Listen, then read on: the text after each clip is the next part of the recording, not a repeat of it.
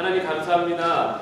오늘도 주의 전으로 저희를 부르셔서 주님 앞에 예배하게 하시고 이 시간은 저희가 그동안 신앙의 고백들을 함께 공부할 수 있는 시간을 허락해 주심을 감사합니다. 하나님, 오늘 주의 전으로 부르셨사오니 우리들의 모든 건강과 오늘 주시는 하나님의 큰 은혜가 우리들 삶을 변화시키게 하시고 그리고 하나님의 지키시고 함께 하시는 보호하시는 은총이 우리들과 함께함을 고백할 수 있는 귀한 시간 될 수 있도록 인도하여 주시옵소서. 오늘도 함께 신앙의 고백을 나눌 때 이 신앙의 고백이 우리의 입술을 통해 우리의 마음을 통해 우리의 영을 통해 하나님 앞에 온전히 올려드릴 수 있는 신앙의 고백이 될 수 있도록 인도하여 주옵소서. 예수님의 이름으로 감사하며 기도드립니다. 아멘. 네, 감사합니다. 지난 시간에 우리가 죄에 대해서 이야기를 했습니다. 원죄에 대한 이야기부터 했고요. 그 다음에 자범죄, 원죄로 인해서 죽음이 들어오게 되고 죽음이 들어오게 되고 인간은 죄로 인해서 이제 타락한 그런 길을 가게 되고 또 하나님께서 그 타락한 우리 인간을 구원하시기 위해서 누구를 보내셨죠? 예수 그리스도를 보내심으로 구원하시는 바로 그러한 우리가 고백하는 신앙의 고백 속에서 가장 먼저 우리가 다루게 되는 인간에 대한 이야기를 했습니다. 그렇죠? 여러분들, 우리 인간은 모두가 죄의 속성을 가지고 있습니다. 그것을 우리는 원죄라고 하죠. 원죄. 아담 이후로 하나님께서 인간을 처음에 창조하실 때는 그런 죄가 없는 가장 보시기에 좋았다라고 하시는 그런 완전한 인간으로 창조하셨지만 인간에게 주어진 자유의지는 하나님께서는 자발적으로 하나님 앞에 순종하는 인간을 만드셨어요. 그러나 그런 인간은 그런 사단의 유혹 속에 넘어감으로 인해서 그가 하나님의 뜻을 거역하는 불순종의 죄를 범하면서 그로 인해서 세상 가운데 죄가 들어오게 됩니다. 그죠? 그 이후로 모든 인간들에게는 그런 죄성이 내재하게 돼 있는데 바로 그 죄성을 우리는 원죄라고 부릅니다. 그죠? 그러면서 그 원죄에서 기인해서 나타나는 많은 죄의 모습들 그리고 그런 것들을 자범죄라고 해서 실제적으로 우리들이 범하는 죄를 이야기를 합니다. 자, 그런데 그 죄라는 것이 지난번에 말씀드린 것처럼 나는 그래도 선하게 살고 나는 누구 피 안 끼치고 살았는데 라는 그런 생각뿐만 아니라 나를 중심으로 생각하려고 하는 나의 이기를 채우려고 하는 그런 데서부터 시작하는 것도 바로 우리 인간이 갖고 있는 그런 죄의 본성이 그런 것으로부터 출발된다.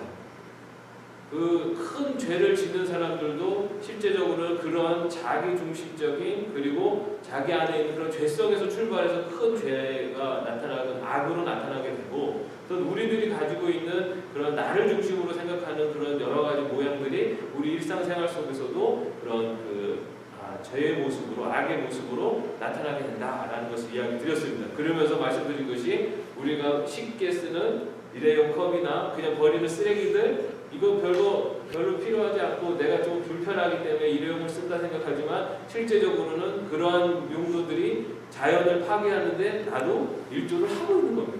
내가 조금 편하게 살기 위해서 내가 조금 불편하게 앉히기 위해서 사실은 그런 일들이 사실 우리 이 창조세계 안에서는 그 창조세계를 파괴하는데 일말에 우리가 거기에 함께 하고 있는 거예요.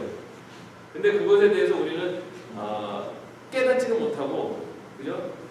일단은 우리가 편해야지 라는 그것으로 인해서 이 다른 것을 생각지 못하는 거예요. 그러나 하나님께서는 이 창조세계를 창조하시고 이 세계를 창조하시고 이 창조세계를 다스리고 그죠? 보호하고 관리하는 임무를 우리 인간에게 주셨어요.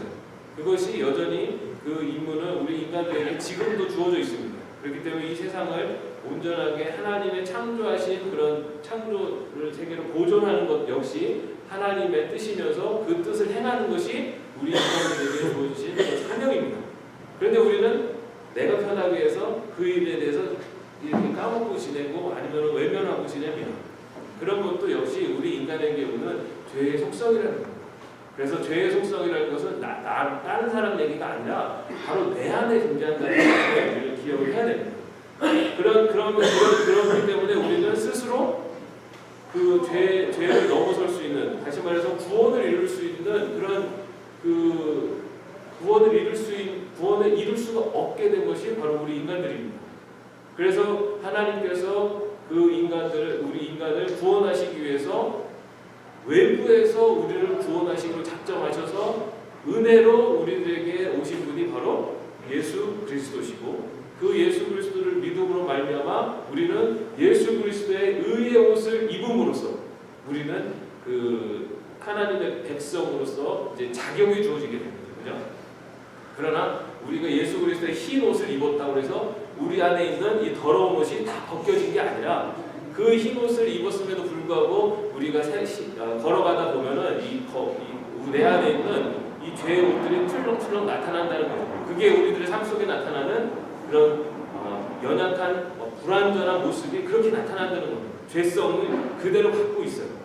그 죄성을 조금씩 더 버려나가면서 예수 그리스도의 의의 옷으로 완전하게 갈아입고 가는 과정이 바로 성화의 과정입니다. 그렇게 성화의 과정을 거쳐서 내가 예수 그리스도의 흰 옷으로 완전히 입고 하나님 나라에 딱 들어가는 때가 바로 하나님 이 땅에 예수 그리스도가 오시는 바로 그때 우리가 그 옷을 입고 주의 재림에 하나님 나라로 들어가게 됩니다. 그죠? 이것이 바로 기독교에서 고백하는 이 종말론적 세계관입니다. 우리는 이 땅에 살다가 죽는 끝이 아니라 우리는 다시 모든 인간은 다 부활한다라고 분명히 성경에서 이야기하고 있습니다. 부활하고 마지막 심판과 더불어 하나님 예수 그리스도를 믿는 자는 영원한 하나님 나라에 들어갈 것이고, 예수 그리스도를 믿지 않는 자는 영원한 지옥불로 떨어진다는 거예요. 그래서 그곳에서는 이제 죽음이 없는 영원한 하나님 나라의 기쁨에 참여하는 자들이 있고, 영원한 지옥불에서 영원한 고통 가운데 있는 자들로 이제는 나눠진다는 거죠. 여러분들은 예수님을 믿음으로써 어디에 들어가는 자격이 주어졌다고요? 영원한 하나님의 나라. 우리는 영원한 하나님 나라에 들어갈 수 있는 자격이 주어졌어요. 근데 그것이 내 공로로 주어진 것이 아니라 바로 예수 그리스도의 공로를 의지합니다. 예수 그리스도를 통해서 우리는 그곳에 들어갈 수 있는 자격이 주어졌다는 거예요. 내가 예수 그리스도를 믿는 것은 여러분 내가 믿는 겁니까? 아니죠. 우리가 고백하는 것은 예수 그리스도를 믿는 것은 성령님 하나님께서 우리에게 믿게 하시고 성령님께서 우리에게 믿음을 주시기 때문에 예수 그리스도를 믿을 수 있는 거예요. 내가 선택을 해서 나는 이제 예수님을 믿을 거야 이렇게 해서 믿는 것이 아니라 내 마음속에 예수님을 믿을 수 있는 믿음을 성령님이 우리에게 주시는 겁니다. 그럴 때 우리가 예수님을 내 구세주로 영접하고 믿게 되는 거예요. 그래서 우리는 그것을 뭐라고 그러는가? 성령님이 우리 안에 오셔서 예수님을 믿게 하시는 것을 성령 세례라고 하는 거죠. 성령 세례.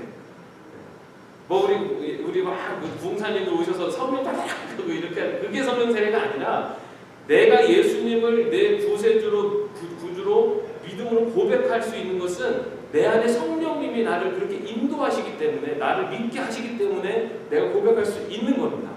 그때 이미 내 안에는 성령님이 임재하시는 거예요. 그래서 그것을 성령 세례라고 합니다. 여러분들이 예수님을 믿고 지금까지 신앙생활을 할 수 있는 것은 여러분들을 선택하셔서 우리를 하나님의 백성으로 부르신 하나님께서 우리 가운데 믿음을 주셔서, 성령님을 통해 믿음을 주셔서 그 성령님을 통해 믿음을 고백하는 여러분들이 바로 하나님의 자녀로 부름을 받은, 선택을 받은 하나님의 백성이라는 거예요. 그리고 바로 우리가 그 하나님 나라에 들어가기 위해서 지금 하나님은 우리를 하나님의 자녀답게 만들어 가신다는 거예요.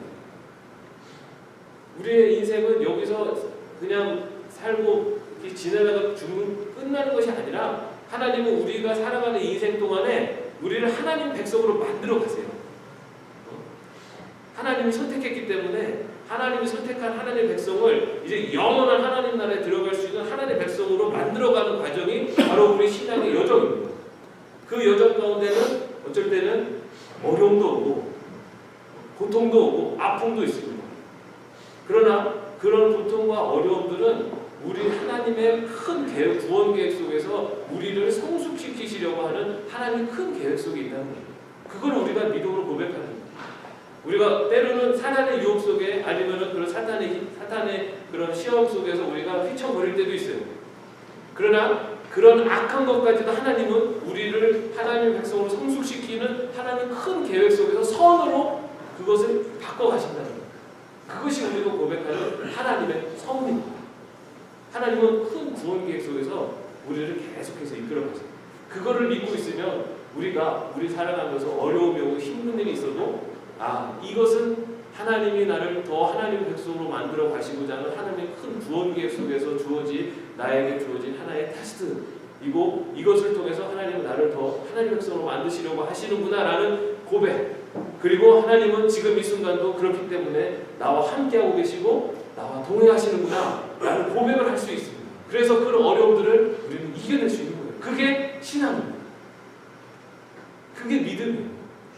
우리 살아가면서 힘들고 어려울 때 설 수 있는 이유는 그 고통이 하나님을 나에게 버리시는 게 아니라 나를 하나님의 백성으로 더 성숙시키기 위해서 하나님의 큰 구원 계획 속에 나에게 주어지는 하나의 시련이고 고통이구나라는 것을 고백하며, 그러나 그 순간도 하나님은 나와 함께 계시고 나를 사랑하시는구나 라는 고백을 하며 그 어려움들을 이겨낼 수 있는 것이, 그것이 신앙입니다. 여기 계신 분들은 지금까지 그 과정들을 지금까지 겪어오신 거예요. 지금까지 오면서 어려움들, 시험들, 힘든 모든 것들은 우리를 하나님 앞에 더 순종하는 백성으로, 하나님 앞에 더 하나님을 더 의지하는 백성으로 만들어 가신 하나님의 큰 계획 속에 지금까지 오신 거예요. 이제는 하나님 나라를 바라보면서 그 하나님 나라를 소망하면서 우리가 남은 인생을 또 그렇게 살아가는 것이 또 하나님이 우리를 향하신 소망이고 또 우리를 향하신 계획인 줄로 믿습니다. 흔들림 없는 신앙은 바로 여러분들 우리 이 신앙의 큰 여정 속에서 넘어지고 자빠지고 깨지고 하면서도 일어서서 다시 걷고 하는 그 과정 속에서 나도 모르게 성장해 갔다는 것을 우리의 입술로 고백할 수 있을 줄 믿습니다. 그래서 여러분들은 하나님이 정말 지금까지 그 길을 이끌어 오신 거예요. 그래서 지금 하나님께서 또 다른 계획으로 우리를 더 하나님의 백성으로 더 만들어 가실 줄 믿습니다. 저는 요즘 교회가 너무 이렇게 교회 본질을 자꾸 놓치고 그리스도인답지 않게 살아가는 모습들을 보면서 이게 교회에 대해서, 그리고 신앙생활을 오래 한다고 무슨 소용이 있습니까? 하는 이야기를 많이 합니다. 그것은 지금 우리의 모습을 좀 반성하자는 의미는 있지만, 신앙의 연륜이라는 것은 그 기간 동안에 하나님은 하나님의 백성을 선택한 백성을 계속 훈련을 시키시거든요. 그렇기 때문에 신앙의 연륜을 우리는 무시할 수 없어요. 신앙의 연륜이 깊을수록 그런 시험이 오고 어려움이 올 때 흔들림이 없이 그 어려움들을 이겨낼 수 있는 그만한 훈련을 받아오신 거예요. 하나님께서 그 훈련을 하시거든요. 우리는. 그래서 신앙의 연륜이 깊어질수록 우리에게는 나도 모르게 그런 내공이 생긴 거예요. 그 믿음의 내공이 생긴 거예요. 그래서 어려움이 올 때도 그것을 이겨낼 수 있습니다. 여기 계신 분들은 그런 어떻게 보면 지금까지 신앙의 여정이 바로 그런 내공을 쌓은, 그래서 지금은 아주 단단한 그런 믿음의 내공을 갖고 계신 분들이라고 믿습니다. 그래서 앞으로의 여정 속에서 어떤 일이 있어도 흔들림이 없이 하나님의 섭리를 바라보면서 승리하며 나아가는 그런 믿음의 백성이 될 줄로 믿습니다. 자, 이렇게 지난주에 그 죄에 대해서 좀 말씀을 드렸고요. 오늘 이제 오늘은 제가 지난 말씀드린 것처럼 오늘 요거 같이 보시고 이상한 질문들, 저 8장에 이상한 질문들을 할 차례입니다. 보시고 그 다음에 9장은 자유의지, 인간의 자유의지와 인간의 능력, 그 자유의지에 대한 이야기인데 그 설명이 잘 되어 있습니다. 그래서 여러분들과 한번 쭉 읽어나가겠습니다. 자, 이상한 질문들 같이 읽겠습니다. 하나님께서 아담이 타락하기를 원하셨는지, 아담이 타락하도록 자극하셨는지, 왜 하나님께서는 아담의 타락을 미리 막지 않으셨는지 등의 질문들은 호기심에서 나온 질문들이다. 그 이유는 이단과 심술궂은 사람들이 이 질문들의 해답을 말씀 밖에서 구하기 때문이다. 하기야 이와 같은 호기심은 주님께서 금단의 열매를 먹지 말도록 금하시고 이것을 범한 사람을 형벌하셨다는 사실에서 온 것이다. 우리는 무슨 일이든지 일단 일어난 것은 하나님의 섭리와 뜻과 능력의 관점에서는 악한 것이 아닌데 오직 하나님의 뜻에 반대되는 사단과 우리의 뜻의 관점에서 악한 것임을 인정해야 한다. 아니 왜 하나님은 아담을 만드셔서 타락을 안 했으면 그냥 죄를 범하지 않은 인간으로 남을 텐데 왜 그렇게 하셨는가라고 하면서 질문을 하죠. 그죠? 이단들도 역시 그것에 대해서 이야기하면서 인간의 그런 자유의지라는 것에 대해서 비판적으로 보는 입장도 있고, 아니면 하나님은 그렇기 때문에 하나님은 완전하신 분이 아니다라고 하는 그런 주장을 펴기도 합니다. 그러나 오늘 이야기한 것처럼 그런 것은 그게 바로 인간의 죄라는 거예요. 아담이 타락하게 된 것이 바로 그런 인간이 타락하게 된 것이 바로 그런 호기심, 그리고 어떻게 보면은 선 넘지 말아야 될 선을 넘고자 하는 인간의 욕심, 이런 것에서 선악과를 따먹는 결과까지 나타나는, 그래서 죄가 우리 가운데 들어오는 그런 죄성이 우리 안에 있는데, 그 죄성은 여전히 하나님에 대해서 자꾸만 의심을 하게 되고 하나님의 존재를 거부하게 되는 모습으로 나타나는 것이 우리 인간에 있는 죄성이라는 겁니다. 세상은 그것에 대해서 논리적으로 증명하라고 하지만 그것은 하나님의 존재 자체를 거부하려고 하는 인간에게 있는 죄성에서 기인한다라는 것을 오늘 이야기하고 있는 겁니다. 자, 그 다음에 9장을 한번 보겠습니다. 9장. 9장은 자유의지와 인간의 능력입니다. 그래서 타락하기 전 그리고 타락 후 인간에게 변화된, 그리고 죄가 자유의지의 관계를 이렇게 쭉 설명을 합니다. 한번 같이 읽겠습니다. 9장 자유의지와 인간의 능력. 이 문제는 교회 역사를 통하여 많은 논란을 야기시켜 왔는데 우리는 여기서 인간의 상태를 삼중적인 것으로 생각한다. 타락 전의 인간에게는 타락 전의 상태가 있었다. 이 상태에서 인간은 옳고 자유하였다. 그래서 그는 계속 선에 머물러 있을 수도 있었고 악으로 기울어질 수도 있었다. 그러나 인간은 악을 선택하여 악으로 넘어갔으며 이미 지적한 대로 그 사람 자신뿐만 아니라 전 인류가 죄와 죽음에 사로잡히게 되었다. 하나님은 인간을 자유의지를 가진 존재로 창조하셨습니다. 여러분, 우리가 사랑을 할 때, 남녀가 사랑을 할 때 그 남자가 이 여자에게 프로그램을 딱 주입시켜서 나를 사랑하게 만들어서 사랑을 하는 게 그게 사랑입니다. 만약에 상대방이 나를 사랑하던 프로그램을 딱 해가지고 저 사람은 나를 사랑하게끔 만들었어요. 그럼 그게 사랑인가요? 그게 아니잖아요. 그죠? 사랑이라는 것은 서로 간에 어떻게 보면 자기의 그 의지와 모든 것들이 다 선택을 하게 되고 그쪽으로다가 이렇게 포커스가 맞춰지는 거잖아요. 그죠? 하나님이 우리 인간을 로봇으로 안 만드셨다는 거예요. 하나님이 우리 인간을 로봇으로 만든 것이 아니라 자유의지를 가져서, 그 자유의지는 하나님께서 자유의지를 주신 이유는 그 자유의지로 가지고 하나님을 자발적으로 순종하고 하나님을 사랑하도록 그렇게 인간을 만들어 놓으셨어요. 그런데 인간은 그 자유의지 가운데서 그 선에 머물러 있을 수도 있었고, 그리고 악으로 기울어질 수 있는 그 자유의지 가운데 인간이 선택한 것은 그 사단의 유혹 속에서 죄의 길로 갔다. 그렇게 죄의 길로 그 악을 선택을 한 것이 바로 인간에게 죄가 들어오는 결과가 된다는 것을 이야기합니다. 그래서 하나님이 이 세상을 처음에 만드셨을 때, 인간을 처음에 만드셨을 때는 하나님이 보시기에 좋았더라고요. 그죠? 그때는 악이 없는 상태였어요.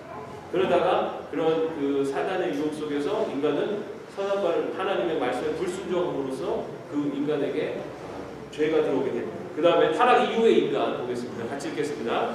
그래서 우리는 타락 후의 인간의 모습에 대하여 생각해야 한다. 인간은 타락으로 이성과 의지를 결코 상실하지 않았다. 인간은 결코 목석이 아니다. 그러나 인간은 너무나도 크게 변했고 약화되어서 타락 이전에 할 수 있었던 것을 더 이상 할 수 없게 되었다. 왜냐하면 이성은 어두워졌고 의지는 노예 의지가 되었기 때문이다. 자, 이제 이성과 의지는 죄를 섬기게 돼 억지로 하는 것이 아니라 자발적으로 한다. 분명히 죄를 짓는 것은 의지이다. 이것은 의지 아닌 그 무엇도 아니다. 타락 이후의 인간은 이제는 자발적으로 죄를 짓게 된다는 거예요. 그것은 사탄이 우리를 완전히 그 조정을 해가지고 죄를 짓는다가 아니라 분명히 의지적으로 자발적으로 자유 의지를 가지고 짓는 존재가 되었다는 거예요. 이제 자유의지가 사라진 것이 아니에요. 하나님이 처음에 인간에게 주신 그런 완전한 그런 모습에서 이제는 죄가 들어옴으로써 그 자유의지가 약화되고 그리고 선한 것을 온전히 그쪽으로다가 이렇게 갈 수 있는 그런 자유의지가 약화되었다는 겁니다. 그리고 우리는 자유의지가 지금도 여전히 있어요. 타락한 이후에도. 그러나 그것이 이제는 완전한 선에 이르고 하나님의 뜻을 온전하게 다 따를 수 있는 그런 완전을 추구할 수 있는 그 의지가 이제 상실되고 이제는 악한 것으로 결정하고 악을 지향하는 자유의지가 더 강해졌다는 거예요. 예전에는 50대 50의 선악에 대한 가능성을 갖고 있는 자유의지였다면 지금은 이제는 선에 대한 자유의지는 이제는 확 줄고 악을 선택할 수 있는 자유의지가 확 늘어납니다. 인간이. 그런데 그렇기 때문에 인간은 스스로 아무리 노력을 해도 50%를 넘을 수가 없는 거예요. 선을. 아무리 노력을 해도 49%이기 때문에 온전히 그 선을 선택할 수 있는 처음의 자유의지를 회복할 수가 없게 된다는 거예요. 자, 그 다음에 인간은 자신의 자유의지에 의하여 악을 행한다. 같이 읽겠습니다. 그러므로 인간은 악이나 죄에 관하여 하나님이나 마귀에 의하여 강요당하는 것이 아니라 자기 자신의 자유의지에 의하여 악을 행하고 범죄한다. 이 점에서 인간은 전적인 자유의지를 가지고 있는 것이다. 그런데 우리는 종종 하나님께서 인간의 악질적인 범행과 계획을 좌절시키시는데 이는 하나님께서 악행회로의 자유의지를 인간에게서 박탈하는 것이 아니라 하나님께서는 인간이 자유의지에 의하여 계획한 것을 미리 막아버리시는 것이다. 예컨대 요셉의 형제들은 요셉을 없애버리려고 결심하였으나 그것을 실천할 수 없었다. 하나님의 선한 계획이 따로 있었기 때문에 그랬던 것이다. 자유의지를 박탈하는 것이 아니라 하나님은 그것을 대해서 악한 마음으로 계획한 것을 막으심으로써 그런 악의 결과들을 바꾸시기도 하신다는 거예요. 그러나 자유의지, 악한 자유의지 자체를 하나님이 없애버리는 건 아니라는 겁니다. 다음, 인간은 선 자체를 할 수 없다. 함께 읽겠습니다. 인간의 이성은 구원과 하나님의 요구에 관하여 스스로 올바른 판단을 내릴 수 없다. 복음서들과 사도들의 글들은 누구든지 구원받기를 원하는 사람은 중생해야 할 것을 요구한다. 따라서 타락 이후의 인간은 자신의 구원에 아무것도 공헌할 수 없다. 바울은 육에 속한 사람은 하나님의 성령의 일을 받지 아니하나니 저희에게는 미련하게 보이며 또 깨닫지도 못하나니 이런 일은 영적으로라야 분별함이니라고 말했다. 그리고 그는 다른 곳에서 우리 스스로가 어떤 선한 것을 생각할 수 있다는 것을 부정한다. 이제 지성이 의지의 인도자인데 이 인도자가 장립일 때 의지가 얼마나 걸어갈 것인가가 분명하게 된다. 그러므로 아직 중생하지 않은 사람은 선을 의지할 수도 없고 선을 실천해낼 힘은 더더욱 없다. 주님은 복음서에서 진실로 진실로 너에게 이르노니 죄를 범하는 자마다 죄의 종이라고 말씀하셨고 사도 바울은 육신에 속한 사람은 하나님의 원수가 되나니 이는 하나님의 법에 불복지 아니할 뿐 아니라 할 수도 없음이라고 했다. 그러나 이 세상의 일들에 관하여는 타락한 인간이라도 이성의 능력을 결핍하고 있는 것은 아니다. 굉장히 이렇게 복잡한데요. 세 번째 뒤로 좀 넘어가 주실래요, 목사님? 이제 지성이 의지의 인도자인데 뒤로 좀 넘어가 주세요. 네. 자, 이제 지성이 의지의 인도자라고 나오죠. 지성. 여기서 지성이라는 것은 그 앞에 앞장에 보면요, 우리가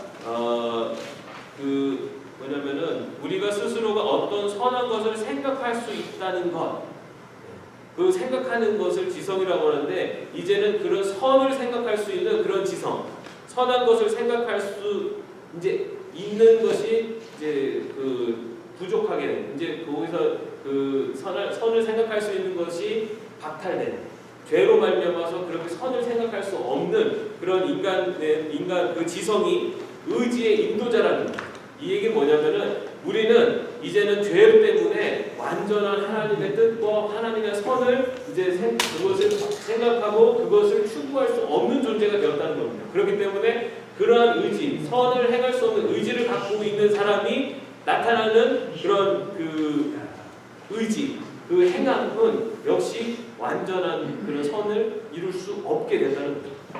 여러분들 우리가 뭔가를 이렇게 결단을 할 때, 우리가 뭔가를 행할 때 내가 생각하는 게 있지 않습니까? 내가 생각하는 것이 있을 때 그 생각에 기반해서 우리가 어떤 행동을 하게 되죠. 그죠?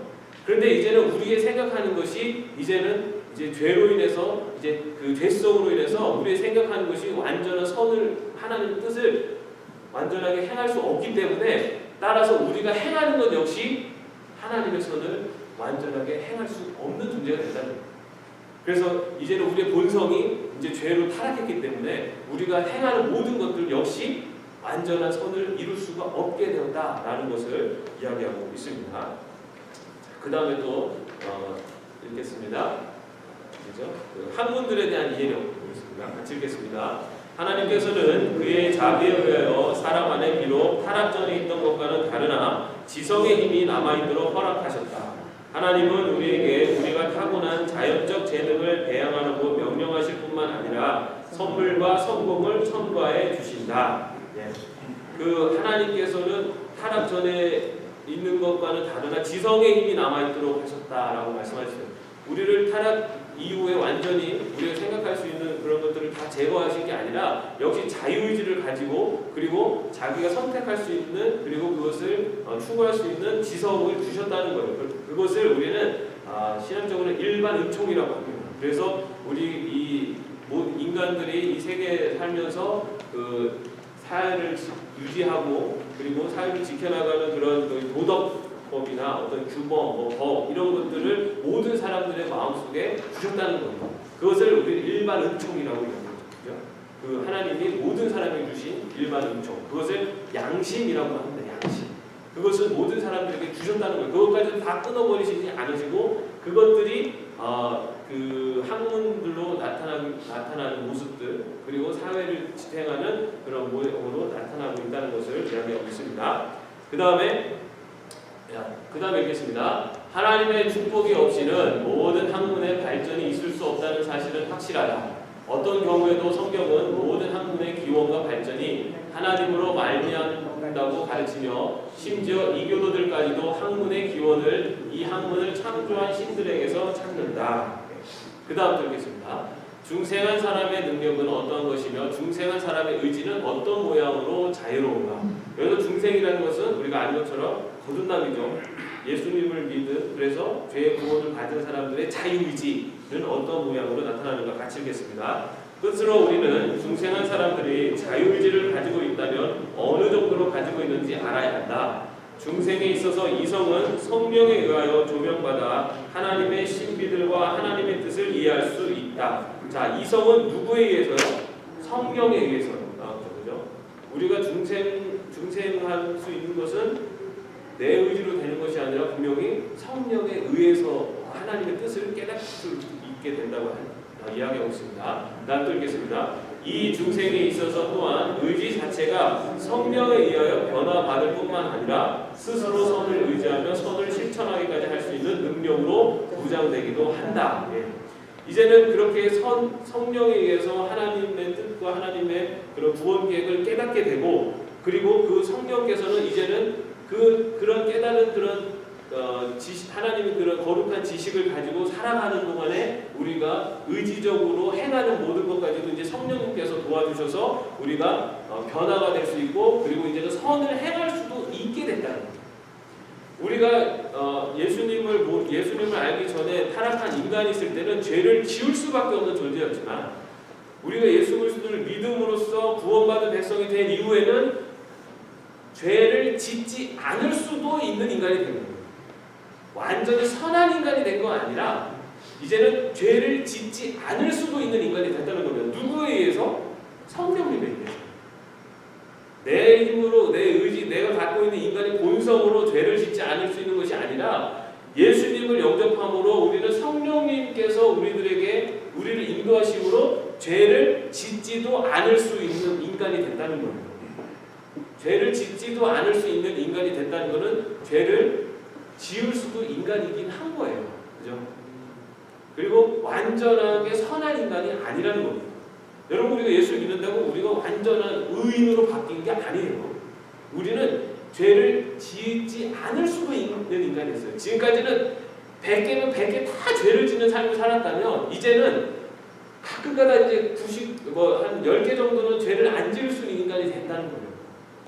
그 퍼센테이지를 처음에는 10% 정도 있다가 점점 그거를 하나님께서는 어떻게 바꿔가시냐면은 죄를 짓지 않을 수 인간으로 자꾸 바꿔가시는 거예요. 그래서 이제는 정말 하나님께서 훈련하시고 우리를 인도하시는 가운데 이제는 내가 내 인생의 한 30% 내 인생의 한 30% 정도만 내가 좀 죄를 짓고 나머지 한 70%를 그래도 하나님 뜻대로 살 수 있는 인간으로 이렇게 점점 바꿔가시는 거예요.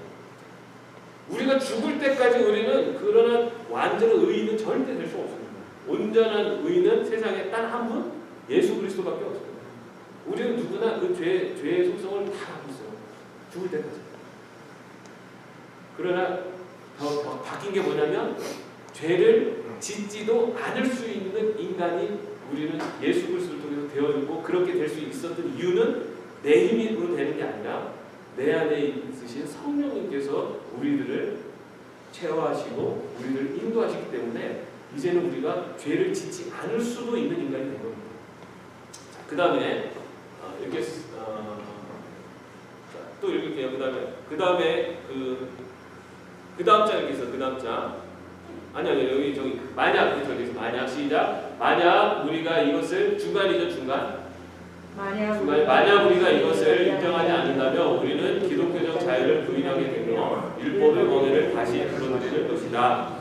하나님은 예언자들을 통하여 내가 나의 법을 그들의 속에 두며 그 마음에 기록하리라고 말씀하셨고 주님은 복음서에서 그러므로 아들이 너희를 자유케 하면 너희가 참으로 자유하리라고 말씀하셨다.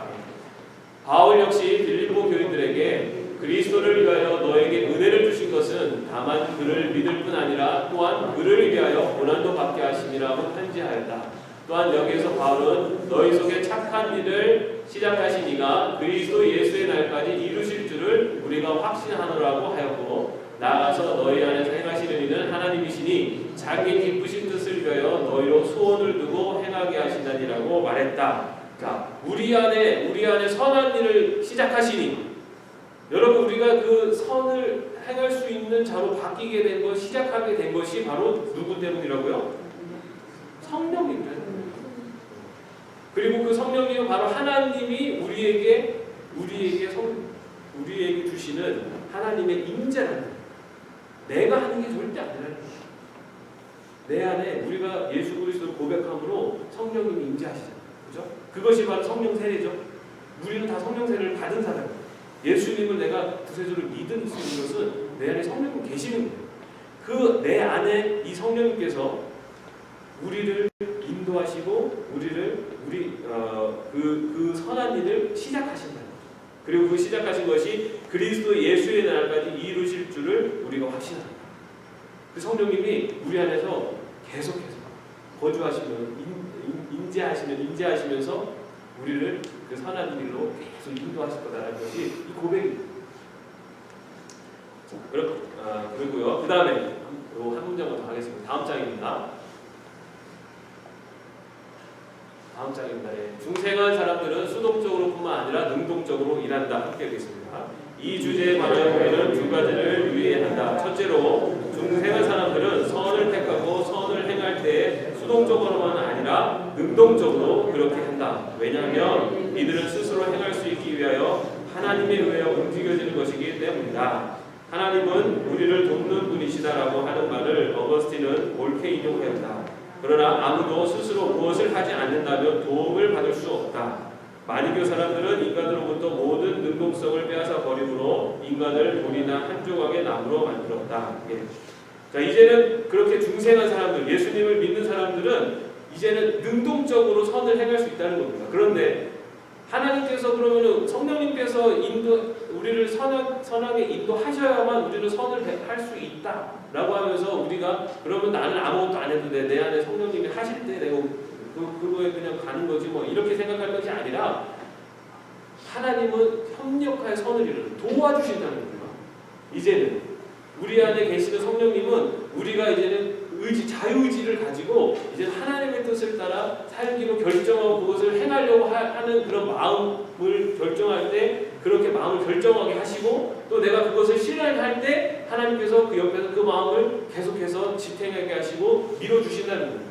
하나님이 그냥 무조건 성령님이 우리를 로봇처럼 이제는 너가 선을 행하는 거니까 이렇게 해가지고 막 로봇처럼 움직이는 게 아니라 이제는 우리가 실제적으로 그것을 행하려고 하는 의리의 노력과 그리고 성령님께서 우리 안에 계신 성령님께서 그것을 계속해서 밀어주시고 그 안에서 쓰러지지 않도록 힘을 주시는 그것이 함께 나가면서 우리의 삶이 변화되어 가는 것이 바로 성화입니다. 그렇기 때문에 성화는 내 힘으로만 되는 것이 아니에요. 역시 성화 역시 하나님의 은혜가 같이 있을 때 우리가 성화가 이루어질 수 있는 거예요. 그래서 칭이 의롭다고 인정받는 것을 하나님의 은혜라고 하죠. 그죠? 그리고 성화라는 것은 우리가 거룩하게 변화되어 가는 것인데 그건 역시 하나님의 은혜가 아니면 이루어질 수 없다는 겁니다. 그래서 믿음으로 구원받는 것 그리고 우리가 하나님의 백성으로 변화되는 것 이 모든 것이 바로 하나님의 은혜다라고 그렇게 이야기하는 거예요. 자, 그 다음 요거까지만 할게요. 중생한 사람의 자유의지는 약하다. 자, 함께 하겠습니다. 둘째로 중생한 사람 안에는 약한 성향이 아직 남아있다. 그도 그럴 것이 우리 안에 죄가 도사리고 있으며 중생한 자의 육이 죽을 때까지 영과 싸우기 때문에 이 중생한 우리는 매사를 원하고 계획한 대로 쉽게 실천할 수 없다. 사도 바울은 이 사실을 로마서 7장과 갈라디아서 5장에서 확증하였다. 따라서 우리의 자유의지는 옛 아담의 잔재와 우리의 생명이 끝날 때까지 우리 안에 머물러 있을 우리의 내적 부패 때문에 늘 약하다. 그런데 육체의 힘과 옛사람의 잔재가 성령의 역사를 소멸할 만큼 효과적이 아니기 때문에 신자들은 자유하다고 말해줄 수 있으나 항상 자신의 연약성을 인정하면서 자유의지를 자랑해서는 안 될 것이다. 예. 자, 여러분 제가 말씀드린 대로 우리가 중생했다고 해서 우리가 완전하게 선하게 바뀐 것이 절대 아닙니다. 그죠? 우리에게는 옛 아담의 그 흔적이 남아있고 그리고 악한 성향도 역시 남아있어요. 그러나 우리가 왜 악을 지을 수도 안 지을 수도 있는 존재로 배웠냐면 그런 옛 아담의 성향과 죄의 본성보다 더 강하신 분이 우리에게 있기 때문에 우리와 함께 하시기 때문에 성령님이 우리와 함께 하시기 때문에 우리가 죄를 짓지도 않을 수 있는 그런 인간으로 변해되고 있다는 겁니다. 그러나 중요한 것은 우리는 약한 존재. 우리는 언제라도 넘어지고 우리 안에 있는 이 더러운 옷들이 들춰질 수밖에 없는 존재라는 것을 우리는 인정해야 된다는 겁니다. 그렇기 때문에 우리가 오히려 신앙이 깊어지고 하나님 앞에 더 가까이 갈수록 내 뒤에 더 진해지는 그림자를 보고 더 겸손하고 그리고 더 하나님 앞에 눈물의 회개를 올릴 수밖에 없는 겁니다. 어떤 사람들 그러더라고요. 교회 사람들 맨날 가서 그냥 눈물 짜고 콧물 흘리면서 왜 이렇게 울면서 기도하냐. 회개할 거면 죄를 짓지 말지 이렇게 얘기를 해요. 근데 절대 그렇지 않아요. 여러분 우리가 신앙이 깊어질수록요.